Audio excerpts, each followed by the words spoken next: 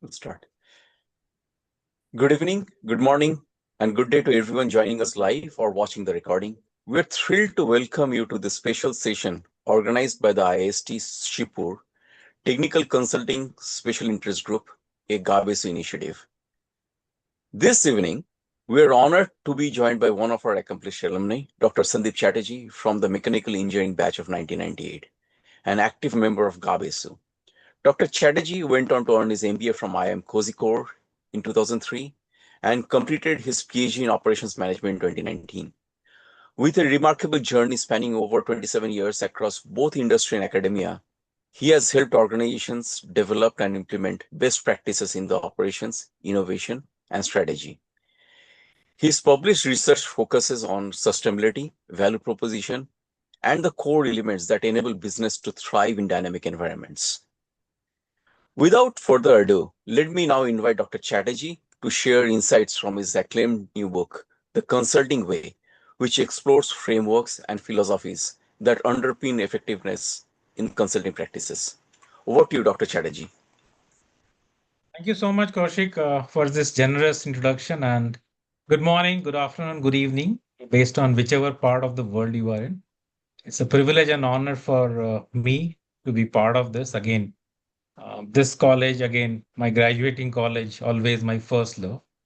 So, if I look back, I came into consulting by accident because there was no real thought process beyond that. Because after my mechanical engineering, I was very clear that I want to join a firm where I can use some of my knowledge, and Tata Motors was the logical choice. And after that, I went on to do my MBA, and post that, I was with Lafarge Cement doing sales and operations for cement. But at that time, I thought that maybe that cement business was not really working out for me. And at that time, Infosys was there, and they were hiring people from B schools, and that's where I went into the world of consulting. Over the years, I went into Oracle. I worked with KPMG, Deloitte, IBM, and what happened is, because I did not have any idea about consulting, it was not a very planned move. I had my own struggles because I was not knowing what to do, where to do, how to navigate. So what I thought is, after spending about more than 2 decades, I thought that let me pen down something so that it's useful for anybody trying to get into consulting, be at a beginner or be at a mid-career, because a lot of people from the industry want to move into consulting. Again, this is not what do you say, a one-stop shop or a panacea for all your problems, but it will give you a gist of whether you want to get into consulting. I know consulting is a coveted choice for everyone, but I have seen a lot of people who have been very successful outside the world of consulting, and maybe that was a better choice for them. So, this book helps you make a choice whether consulting is right for you or not for you. It also looks at some of the things like when you are into consulting, you are there from day one because you have to be billable, you have to travel, and with really no prior background, no real handholding. So I thought that it has been divided into multiple chapters, looking at what consulting is, what kind of work can you expect. We talk a lot about frameworks. We talk a lot about what McKinsey does, BCG does. So there is something around that. So people can make an informed decision. And because in the world of AI, there's also a chapter dedicated to AI, of course, because tech consulting is actually getting a lot of prominence. And another thing which I wanted to tell, I know people want to do strategy consulting. Well, it's good, but don't expect that as a fresher, somebody will take you into strategy because you need to know the industry. And strategy doesn't just go alone, it has to go together with operations. You have to also execute well. Yes.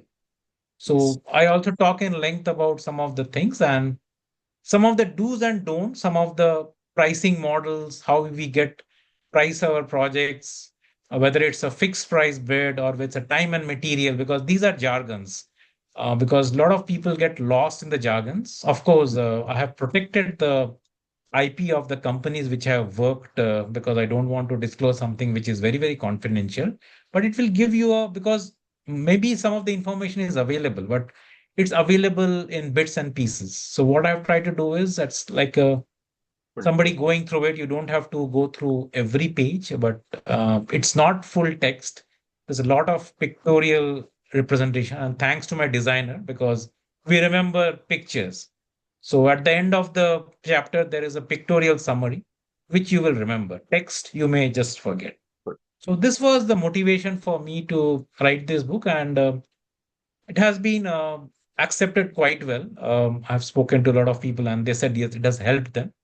For a very very seasoned consultant, it's a refresher. But people who want to make an informed decision, I think it will help you. It will make you help you make a decision. It will help you navigate through some of the nuances of consulting.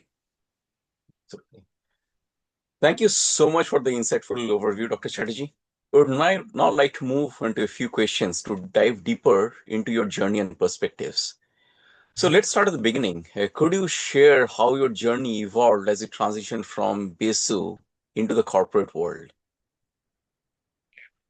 I think Besu again. If you look at it, I grew up in a very small village somewhere in Jharkhand.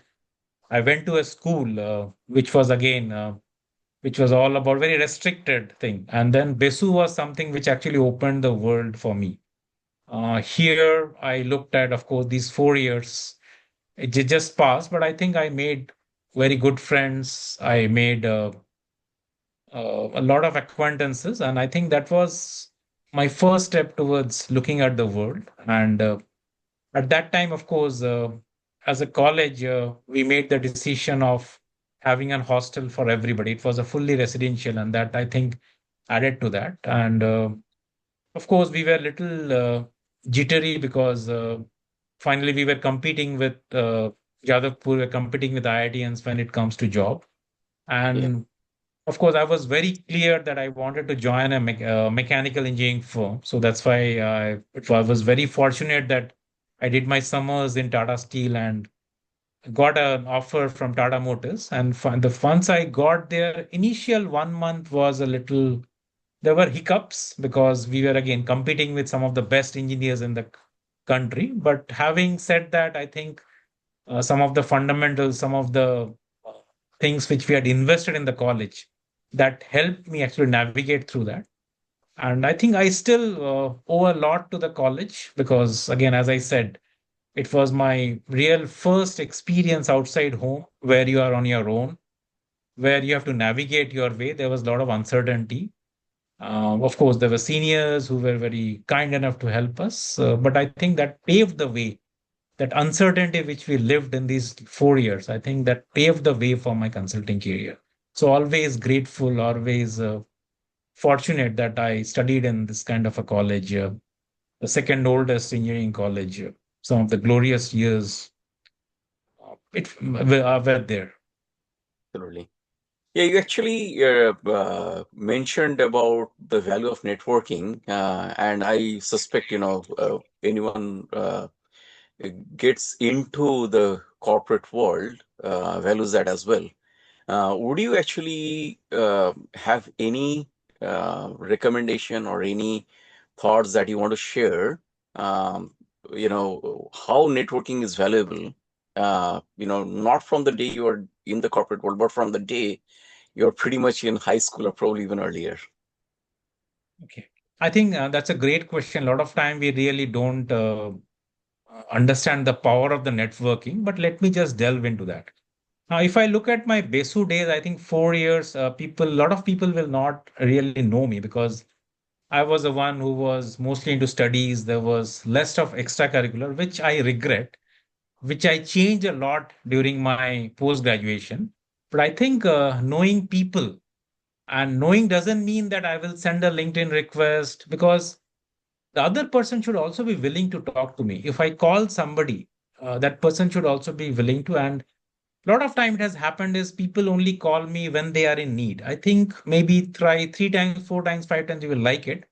But the Yeah, sixth time, I think you will not really like it. So it's very important that it's a mutual kind of a thing. And absolutely. what I say is always speak to somebody without an agenda. You never know what opportunity will come. And to quote my example, if I look my last 3 jobs, Mhm. I did not get because of my applying. It was somebody, some ex-boss of mine who pulled me because I had worked with them. I still had the network. I had relationship with them even after I had left the company. I think that's where it helps because maybe in the initial years you are still okay to applying for jobs, but as you grow up the ladder, most of the jobs are not advertised, and particularly in the consulting world, it's mostly through references.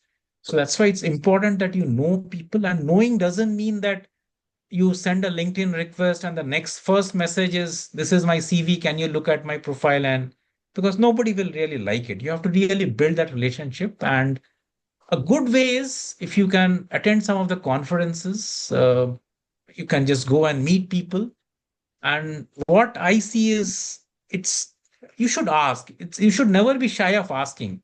The worst thing what can happen is somebody will say a no to you, and you should have now have the courage to accept a no, because this will happen to you all the time.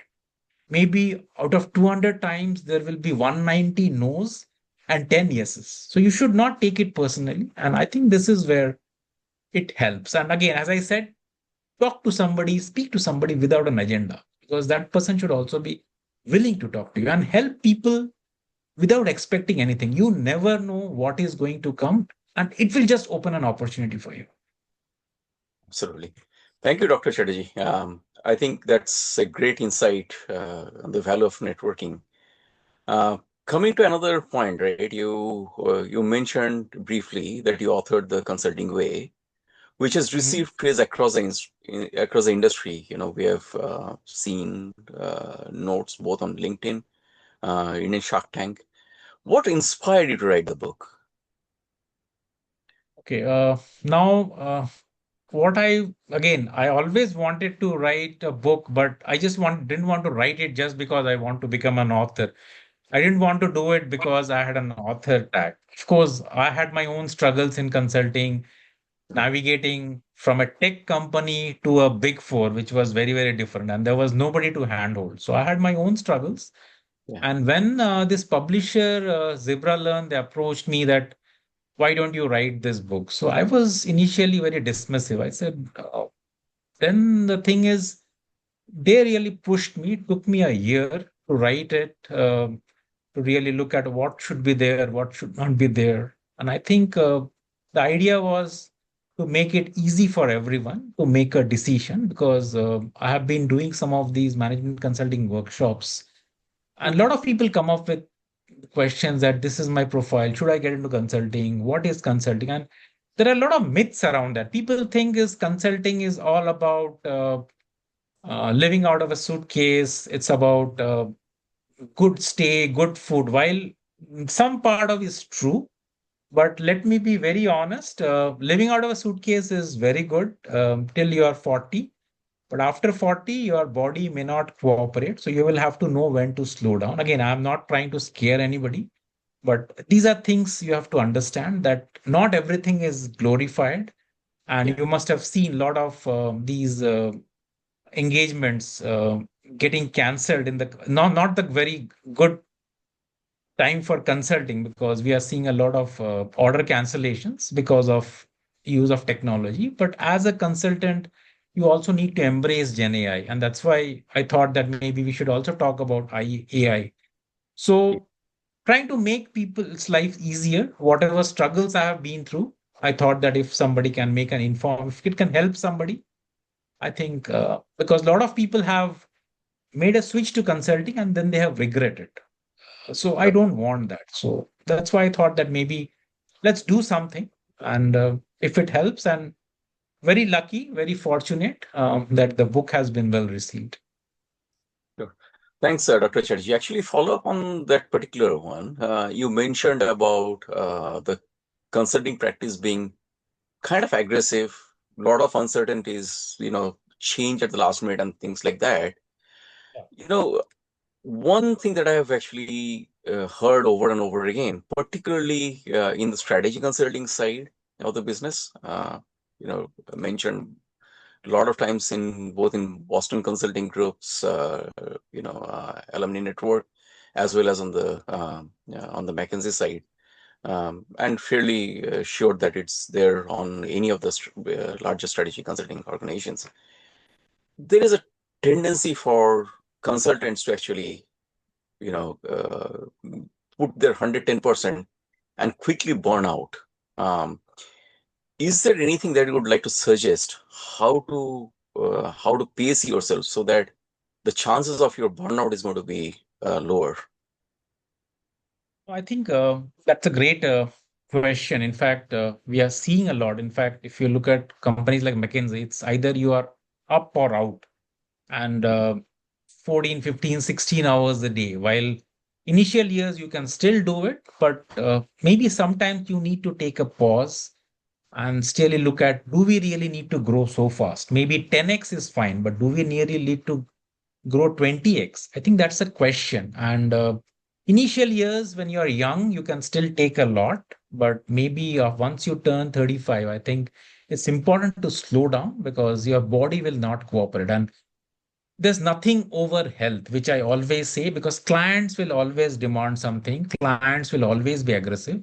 But somewhere, if you just draw the line, I Mhm. think finally they will also agree. Yes, there are times there will be long hours, it will be stressful, but stress is fine, but chronic stress is the problem. So, what I will say is maybe sometimes you have to take a pause and then really reflect. You want, because career is not a sprint. Maybe if somebody has to run for 30, 40 years, if you run too fast, you will burn out. So you have to pace, like when you run a marathon, you pace it, right? At 42 kilometers, you cannot run at the same pace.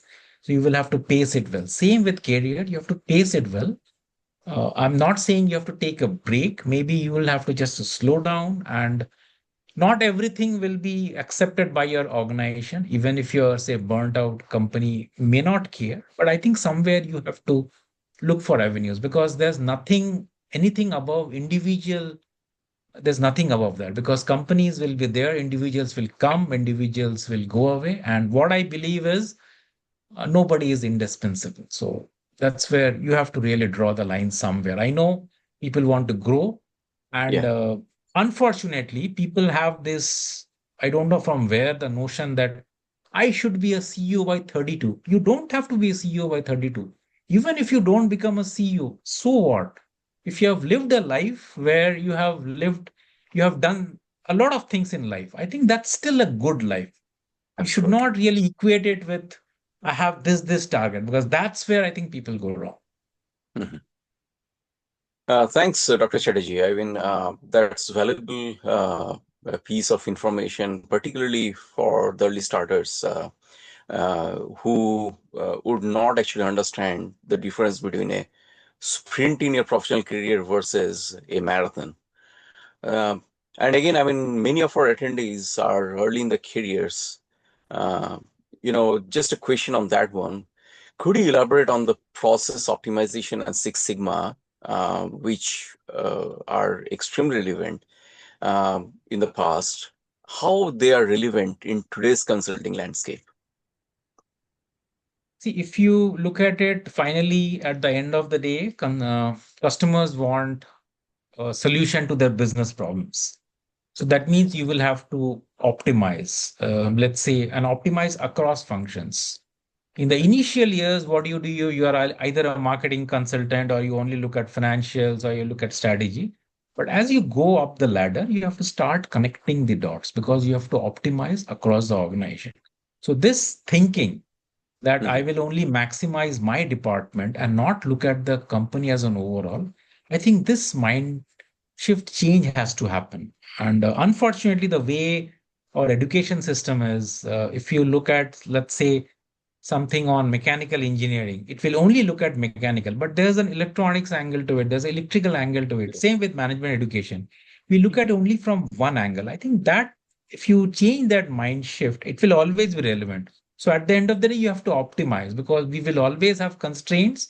We will always try to maximize or minimize some objective function. So you will work always under constraint. So optimization, the way you optimize will always be there. The second, I will say Six Sigma again, you will deal with a lot of data. And because you are dealing with a lot of data, that's why statistical analysis is important. And I know a lot of people think that, no, I'm not good in maths. But you don't have to be really scared about that because a lot of times you will be in a situation where you are in a spot. I will take an example. I will not name the company. So we were doing an oil and gas project in Doha. And unfortunately, we did not have anybody who knew oil and gas. So overnight, I became the oil and gas consultant. That means I had to call up my friends from Indian Oil, HPCL to understand how it works. Uh-huh. And that's where I think we used a lot of these, some of the statistical modeling. And next day I was at the client place trying to be an expert in that. So these things will happen all the time because there's a scarcity of people with specialized areas, and you always don't have a choice of what you want to do. So that's why some basic statistics, let's say Lean Six Sigma or some kind of, and you don't need to really know it. Today you have softwares which is run it for you. You just have to interpret it. I think if you get some of these basics right, because finally you may still do the qualitative analysis, but finally the qualitative analysis has to be converted into some kind of quant because people love numbers, people love tangible outputs. If you tell them, if you do this, you will save your cost by 3%, because just merely saying that I will save your cost, customer Doesn't. may not like it. The moment you say 3% saving in cost, 5% increase in market share, that's what customers love.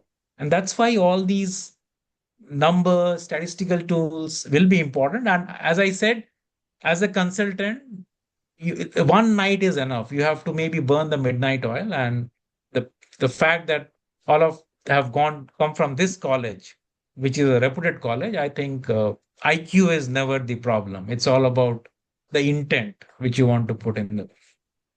Absolutely. Um, Dr. Chatterjee, actually, there are two questions that you came across as you were talking about, about the process optimization Six Sigma. Mhm. Question number one, you mentioned about cross-functional, view of the organization, right? Process Yeah. optimization doesn't really live or thrive when it comes to becoming working in a silo, right? Mhm. This to me ties significantly to the previous topic that you mentioned about networking, right? Mhm. Yeah. Would you actually speak a few words how you can actually spread your wings to basically interact with colleagues across the breadth of the width of the organization, if you will? How, I think how yeah, that's very, very relevant. I think what you do is, of course, maybe a lot of times you will face this. Suppose you are in operations in an organization, and a lot of times people retire in the same line, which you don't want to do.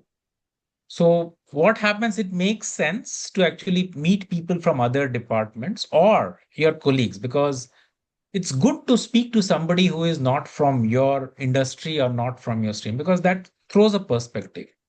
yeah, And a lot of times, organizations have these meetings where they have representation from multiple departments. So, though still you represent operations, but the fact that you give an insight on, say, marketing or a finance, because you had networked with somebody who had given you these insights, I think people will start noticing it. Because a lot of times, if you go and tell the organization that I want to work in marketing, they said, why? You are a specialist in operations. We don't want to lose you. Why do you want to move to marketing? So, all these nuances will be there. But the moment people start seeing that you are adding that value, and as you grow up the ladder, you're starting to connect, I think that's where it's very, very important. So, what I say is, whether it's your junior or your seniors, it's always good to have a conversation. Again, a conversation without an agenda. And what the way I believe it, every conversation, there is some opportunity there. If you look at that way, I think it's just a gold mine. You just have to execute it.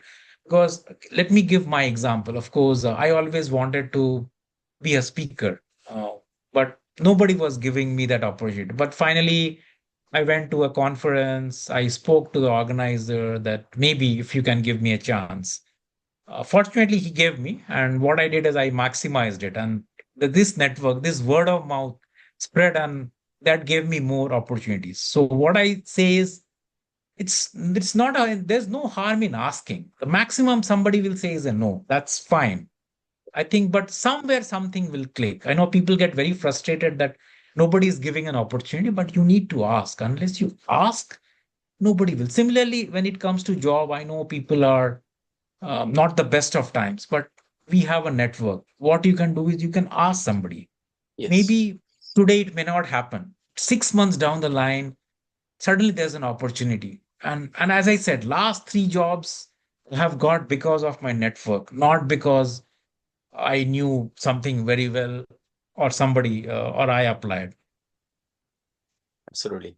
Thanks, Dr. Chatterjee. One of the things that you did, I will just add one thing. In my professional career as well, I have found value even for with conversations at the water cooler, coffee maker. It goes without saying that having a conversation without an agenda can open up actually a lot of opportunities down the line. I will actually ask a second question, as I mentioned, right? And the point that you should delve on. And this comes from the book, actually. In the consulting way, you emphasize the importance of analytical ability. Mm. For our audience, what would be your recommendation, especially the student and young graduates? What skills they need to hone onto so that they can actually thrive in their career. I think again, that's a very, very relevant question. I know at the end of the day, uh, companies hire consultants because you bring certain insights. Mhm. And in order to bring these insights, you need to analyze whatever information has been provided. Now, it can be qualitative, it can be quantitative, and a lot of times the client will also not provide any info. For example, let's give an example. Some client came to me and said that I want to increase my market share. That was just a one liner, but that doesn't help. So you have to really ask more questions, frame the problem. So if you frame the problem well, I think 60% of the job is done. And to back it up, you collect information, and there will be a lot of information. So, what is relevant, what is not relevant, you also have to have that decide, and that too real fast because with the loads of data, you cannot go through every aspect. So, that's the mindset you have to bring. And of course, in terms of technology, let's say you want to learn Python R, that's fine. But don't get be bogged down in just Python because at the output of a Python is a business outcome because Python will throw you certain insights which will add some meaning to business. So while your technology technically very, very good, if you can relate it to that business outcome, that is where what differentiates a good consultant with a not so good consultant. Because a lot of times clients will say, do this, you will do that. Then you are just a system integrator. You're not a consultant. I think this is the mindset that what you can go beyond. Of course, I'm not saying you overpromise to the customer, but there are a lot of insights you want to bring in and that will actually help you make that decision. So fundamentals important. Get your maths well. If you are learning any kind of software, do that well. But finally, as I said, learning a software is the easier thing. The fact that turning it into a business insight or a business outcome is what is more important. And this doesn't come from day one. It comes through experience, comes through practice. There Mhm. will be failures because my first consulting project was a big failure, but that should not. That I think lots of learning because everything, there will be projects which will go well, there will be projects which will not go well. But I think that should not deter. But you should be ahead of the curve. And the problem today is earlier, when we graduated, there was no internet. So we could still say something which the customer will not know. Today, customers know everything, they have access to the same information. So that's why you have to be ahead of the curve. You have to start thinking. Don't just put it on chat GPT and give it because the customer will find out. So that's why you have to really think, put that because just looking at the data, you will see something which the customer cannot see. But as I said, it will not come from day one. It comes with practice. You will make mistakes, there will be failures. That's fine. But finally, you should see that what value you are adding. Forget there is, of course, you will have a revenue target, you will have a billability target. But finally, when you look back, you should look at what value did I add. I think the moment you feel that, I think you will have a very, very satisfactory, very, very fulfilling consulting Beautiful. career. Absolutely. Yeah. Thanks, Dr. Chatterjee. Actually, I think that the point of failure, right? We almost always think that, a failure means that, something that has gone wrong. Uh, for a lot of young people, they get actually dejected sometimes, depressed, right? Um, I believe that, there is more than actually just, getting rejected. And, the value of failure is basically to understand what has gone wrong and basically work on improving the opportunity. Would you have any words on that one as well, if you don't mind? I think if I look back, maybe I had more failures than my success, but I have made the most out of it because finally, a customer will remember a consultant that yes, the project failed, but in spite of the best efforts, in spite of the best insights of the consultant. So, because this is an industry where it's lot is through referral, network, integrity is very, very important. I don't want to name that gentleman, but somebody who took McKinsey to a certain level, and McKinsey was at its peak. But one scandal, I think everything went down. So the moment you lose your integrity or the values, because failures is fine, but you should have the guts to admit that, yes, I made a mistake. And clients will appreciate it because finally it's your value system. And there will be failures because not every project, because there are things that are within your control, there are things which are beyond your control. You should not try to control that. But what I say is, even at a lost battle, you did not give up without a fight. I think that's where, if you have that, somewhere this will click somewhere. So Absolutely. that's what how I look at it. Totally. Thanks, Dr. Chatterjee. Uh, my next question is about the core values. What are the core values in consulting that you believe the recent graduates should embrace upon? I mean, this is from their, journey in the marathon, if you will. Um, you know, how they should actually, work towards it. First, definitely skill set, but skill set, I will say, it still can be learned. If you put that hours, you can still learn it. But there are certain things which I will never compromise on. First thing is integrity, because a lot of times what happens in consulting, you travel a lot and you have to submit bills to claim your. Never ever fudge a bill, because the moment it gets discovered, it can Mhm. nothing can be worse than that. Second thing is a lot of just because customer is paying for it, treat it as your own money. Again, I will not name the company, but I had cases where we were doing a project in Singapore, and some people went on a safari and then they put the bill on that. Why will client pay for your safari bill? So I think this is something you have to be very careful, because one bad word, I think you will lose your credibility. This is because this is a human business. This is a network business. This is a referral business, because most of the deals, if you look at it, they, of course, between a PwC or a Deloitte or a KPMG, there may not be too much of a difference, but it's the relationships which you uh, garner that helps. Second thing is, what I say is, do what is right for the client, because there have been cases where we have walked out from a client because we thought it is not the right thing to do.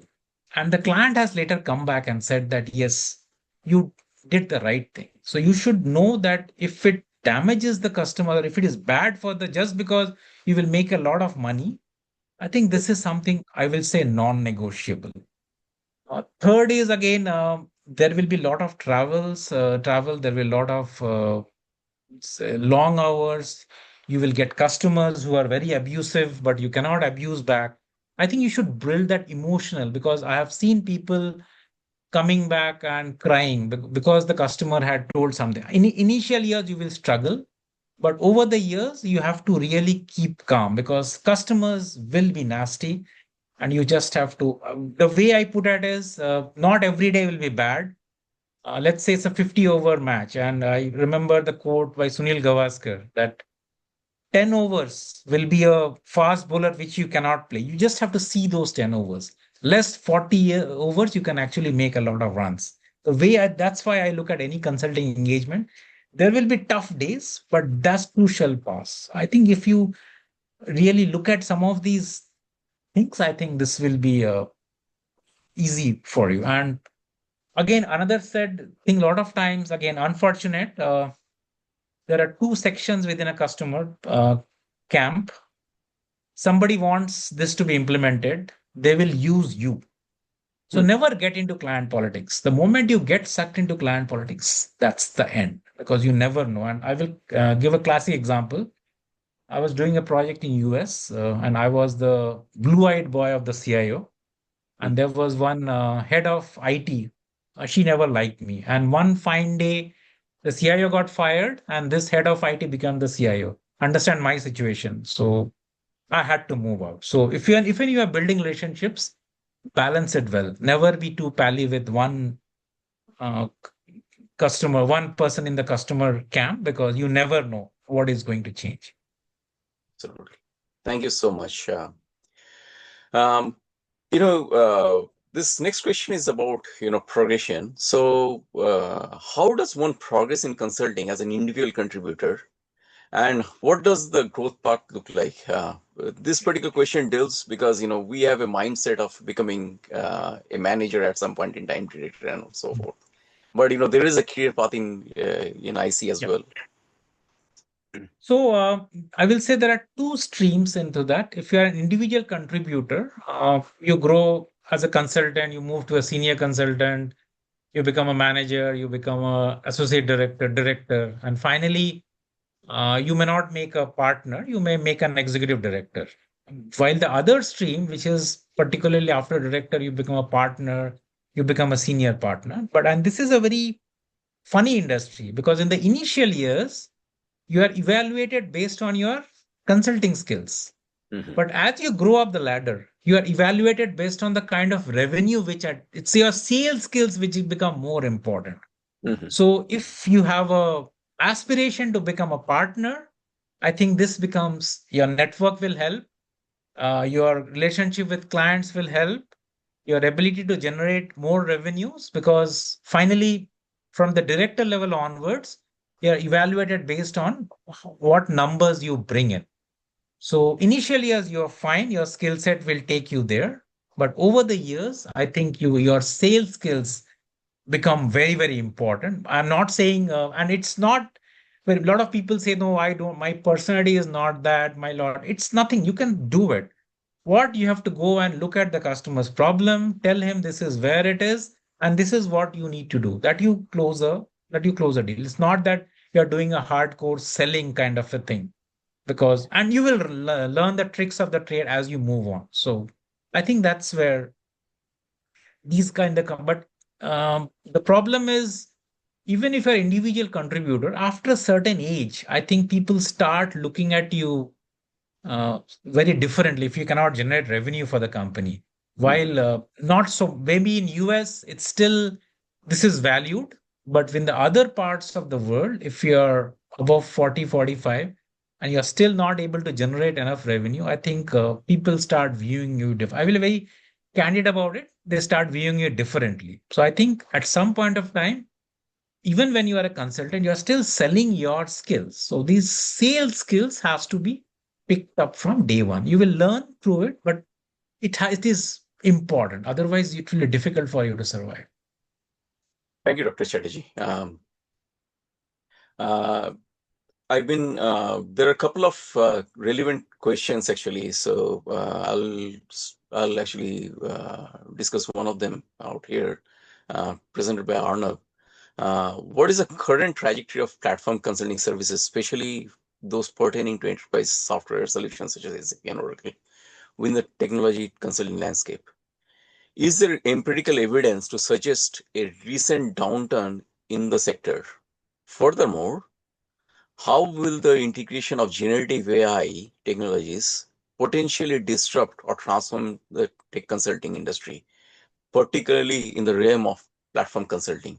I think there are a couple of different questions intertwined here, if Yeah. we can actually take them in pieces. No, I will take them one by one. So, what is the current trajectory in terms to SAP and Oracle? Now, if you look at it, ERP became very prominent in the 1990s when, because in the initial years, you had somebody running a manufacturing software, somebody running a services software, somebody running a finance software. It was very difficult to integrate these pieces of, because this integration was because it was never open source and no two technologies could talk to each other. So that's why ERPs were born. But now, if you look at it, no company runs on a single piece of software. It's always a mix and match, and it's what do you say? How easy it is for anybody to plug and play. Let's say a Salesforce integrating with an SAP or an Oracle. I think this is where. So ERP, the way I look at it, it is always a little back end. It's a storehouse of information.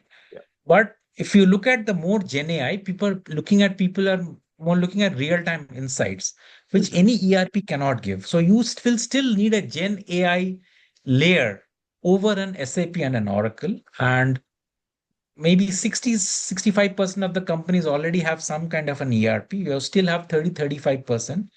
That's still enough food for a lot of people. But at this point of time, if you look at it, people who are already have an SAP or an Oracle, they are just, it's a status quo with a Gen AI layer above it. So that's where the significant transformation has happened. So finally, I don't expect everybody to code. I don't expect everybody to become a Gen AI, but finally, you should be able to at least draw out that what are the use cases? What is the business outcome of it? Because Gen AI is everywhere. So whatever you do in life, you still have to embrace, whether it's a finance or a marketing. This layer is still there. There's an empirical evidence that there's no downturn, but I will say it's a status quo.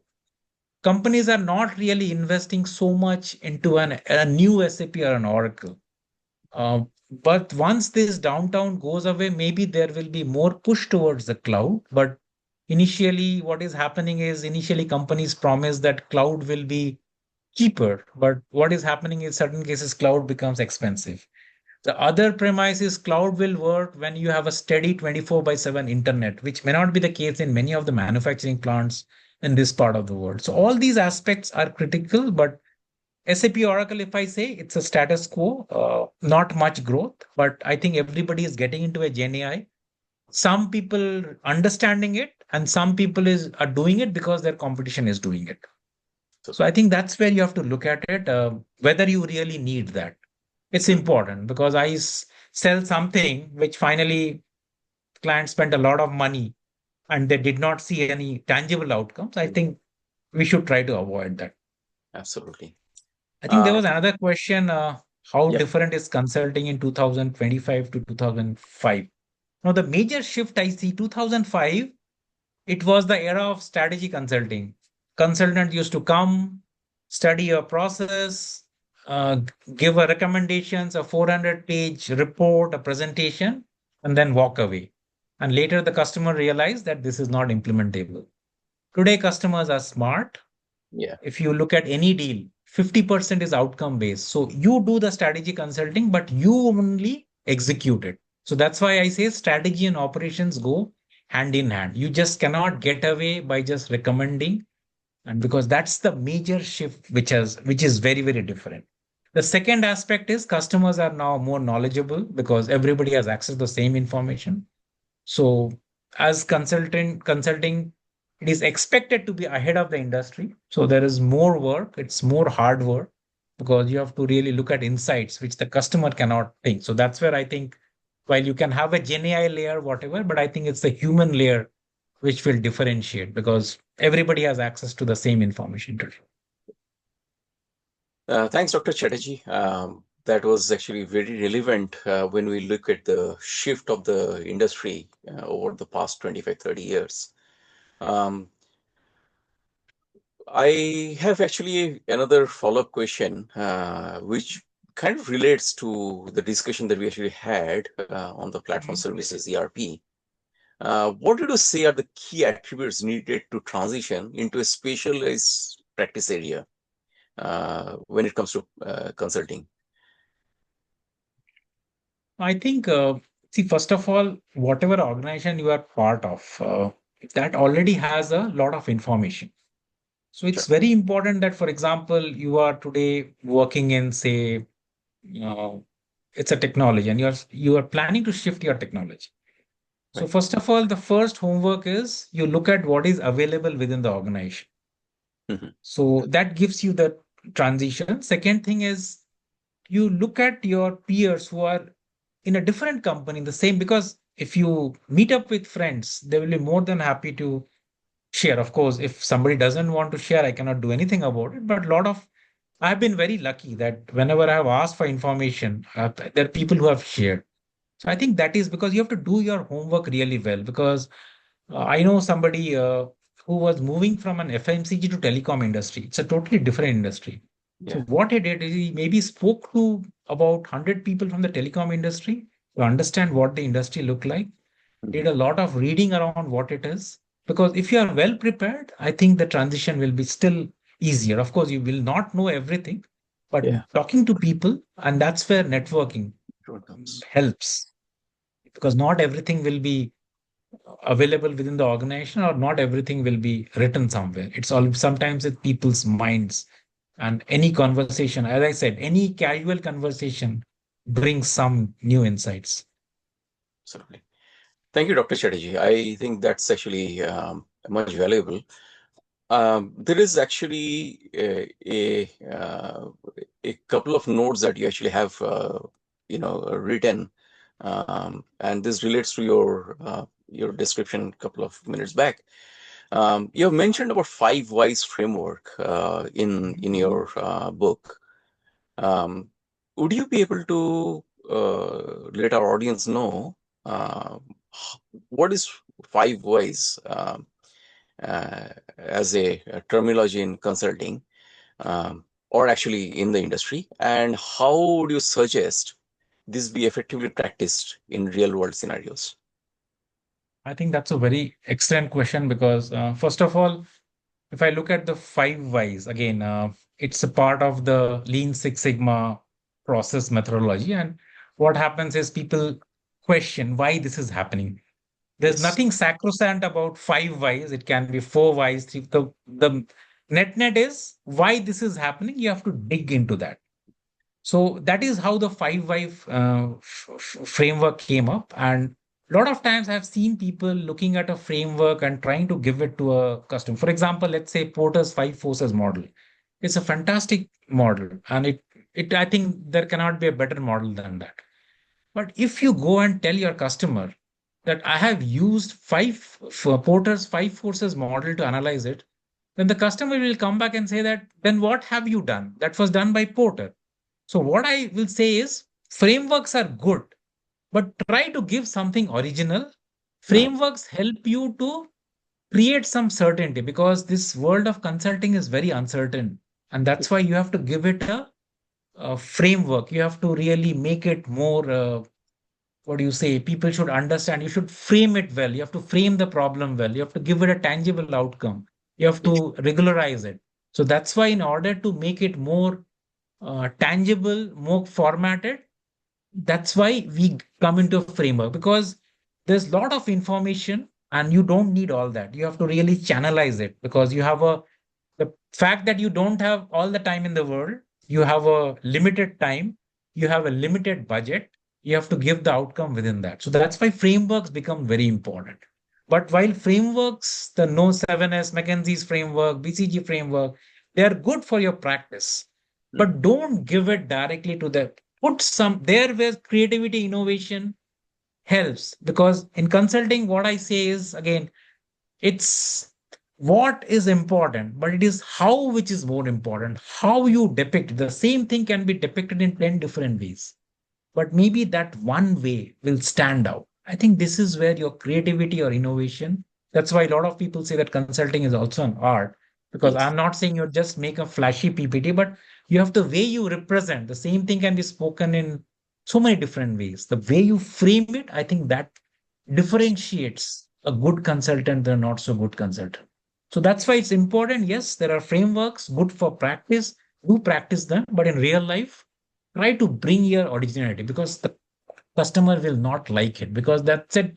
If somebody else has done it, what value did you bring to the table? That's very, very important. Absolutely. Thank you, Dr. Chatterjee. I think that is very helpful for our audience to know about to bring in originality. Even when we're using a framework.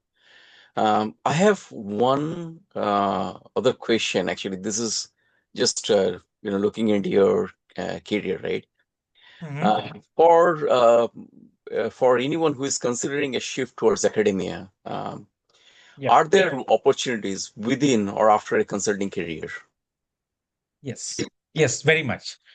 Because the way I will look at it, first of all, from a consulting point of view, a lot of people, again, I also don't become AC, PC, CC consultant because a lot of consultants feel that they should be sitting in an AC room in front of a laptop and writing mails marking all important people. Don't do that because a lot of consulting is actually hands on. You have to be at the ground because that also adds to your experience. Now, because this consultancy, a lot of industries, they can bring a very different perspective. So that's why a lot of people actually invite some of these consultants as guest lectures. And so it's an easy shift. Similarly, if you look at it, there are still not so many cases in this part of the world. Most of the cases which are taught are Harvard cases, which may not be very contextualized to this kind of condition. So, because consultants have seen them, they can actually be very valuable assets in developing these cases. So, that's why academia, if you look at it, a lot of people write articles with the consultant, co authoring with the consultant. And finally, I know the norms are you don't need actually a PhD because now a lot of B schools have something called a professor of practice. So if you have worked in the industry, you can actually go and teach there. And if you happen to do a PhD, which a lot of good B schools in India offer over a distance, you don't have to be full time. I think, but having said and done, a full time PhD is always more valuable than a part time PhD. But still, if you want to make a transition, I think it's quite easy because this industry people see a lot of things. They have the kind of uncertain, the kind of variety which they see. People in the traditional industry may not have seen so much. That's why they are very much valued. So academia, shift to academia is quite easy. Perfect. Thank you so much, Dr. Chatterjee. I see there is another question from Alpana Doshi.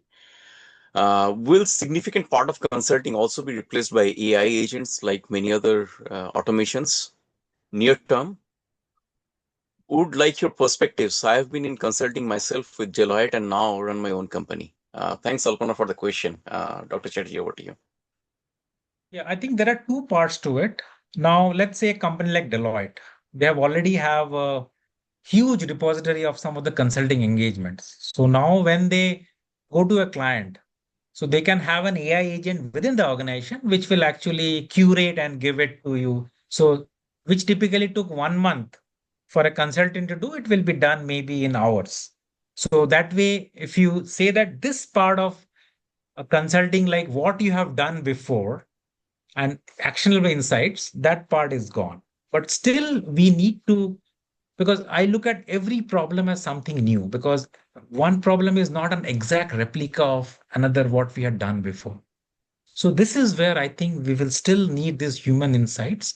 Technology will definitely help. It will um, the what do you say, a project which took earlier 6 months will now be done in 3 months. So timelines will be crunched because the beginning giving the perspective, what have you done, what is your industry viewpoint, that will be crunched. So that part will go away. Similarly, earlier days what happened is you look at the internet, you look at Google and Google, but now that insights will be given in. So the initial discovery phase will be gone. That will still be replaced by AI agent, but I think still the actionable insights, because I look at every problem as something new. And just because it's new, AI will not be able to replicate the whole thing. The core consulting will still remain. But yes, the timelines will get crunched. The timelines crunched means the deal size will also become smaller. Mhm. But still, I think we should make use of it rather than looking at it as a replacement or as a competition. Thank you, Dr. Chatterjee. Much appreciate. I think we are coming to the close of the session. Um, Thank you, Dr. Chatterjee, for generously sharing your time, experiences, and valuable insights. On behalf of GAABESU and the Technical Consulting SIG, we're grateful for your presence and look forward to engaging with your work in the future. To the Thank you so audience much. across all Yeah, time go ahead. zones, Go ahead. Go ahead. to all our audiences across the time zones, thank you for joining us. Wish you a very good evening, a great day ahead, and above all, stay safe and stay connected. Thank you so much. Thank you so much. It was a pleasure, honor, always grateful to the college because that was my start of my journey. And always happy to help. If maybe if this has helped even one person, I think we have done a good job. Thank you, Dr. Chatterjee. Much appreciated. I'm pretty sure we are going to help much more. Have a good